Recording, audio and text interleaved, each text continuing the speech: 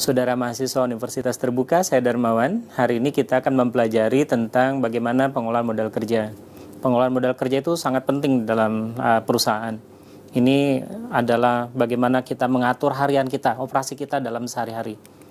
Manajemen modal kerja itu hakikatnya adalah bagaimana caranya kita menentukan berapa jumlah aset lancar. Secara keseluruhan, masing-masingnya itu kemudian yang tepat itu bagaimana. Artinya sebetulnya kita sedang melakukan proses perencanaan, pelaksanaan, evaluasi, dan seterusnya. Kita betul-betul harus secara presisi menentukan berapa sebetulnya jumlah aset lancar yang harus kita miliki. Itu tentunya akan berefek pada berapa modal kerja yang kemudian kita akan keluarkan. Sumber yang kita dapatkan ada dua. Ada dari kewajiban lancar, ada hutang jangka panjang dan ekuitas. Sumber-sumber ini kita bisa pilih dengan pertimbangan-pertimbangan tertentu yang harus tentu didiskusikan secara baik di dalam perusahaan. Ada banyak hal yang kita harus pertimbangkan, terutama pada aspek apa resiko yang akan timbul ketika kita mengambil sumbernya dari kewajiban lancar, atau yang kedua, bagaimana resiko yang ditimbulkan ketika kita mengambil hutang jangka panjang dan ekuitas. Atau bisa juga kita mengcombine ini, kita kombinasikan keduanya untuk kemudian kita memikirkan apa yang paling tepat. Karena tadi kata-kata yang kita harus pelajari adalah bagaimana komponen yang paling tepat. Bagaimana komponen paling tepat jumlah aset lancar secara keseluruhan. Bagaimana tepatnya agar kemudian kita bisa memastikan kewajiban lancarnya berapa, dari hutang jangka panjang dan ekuitasnya berapa. Nah, pertimbangan ini adalah pertimbangan yang harus dipikirkan secara matang.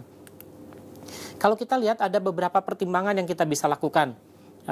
Pertama adalah pertimbangan kita harus menimbang apakah perusahaan yang kita kelola ketika kita menjadi manajer keuangan di perusahaan itu, apakah operasi perusahaan itu dipengaruhi oleh waktu tertentu, misalkan waktu panen, curah hujan, siklus musim, dan seterusnya. Maka ketika kita memperlakukan perusahaan kita berdasarkan itu, kita harus mempertimbangkan apakah itu bisa kita penuhi dengan kebutuhan dana jangka pendek atau dengan jangka panjang. Tetapi tentu kita bisa lihat bahwa aktiva tetap itu tidak perlu diperdebatkan. Itu adalah pendanaannya tentu dari modal yang sifatnya jangka panjang. Nah, tetapi yang kita bicarakan adalah yang bagian atasnya. Ketika aktiva lancar, dari mana sumbernya? Kita harus pertimbangkan apakah kita akan mempertimbangkan siklus perusahaan berdasarkan musiman tadi atau tidak. Tetapi biasanya ada juga perusahaan yang menerapkan pendekatan yang konservatif.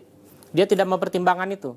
Dia pertimbangannya semua dana itu digunakan langsung apakah dia pendanaan jangka panjang atau jangka pendek. Walaupun kemudian ada juga perusahaan yang lebih tinggi lagi sifatnya dalam bentuk dia sangat agresif. Artinya semua dana itu diambil dari perusahaan, tidak ngambil dari orang lain.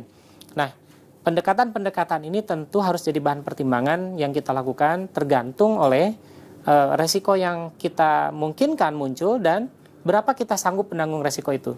Saya harap Anda memahami pertimbangan ini. Terima kasih.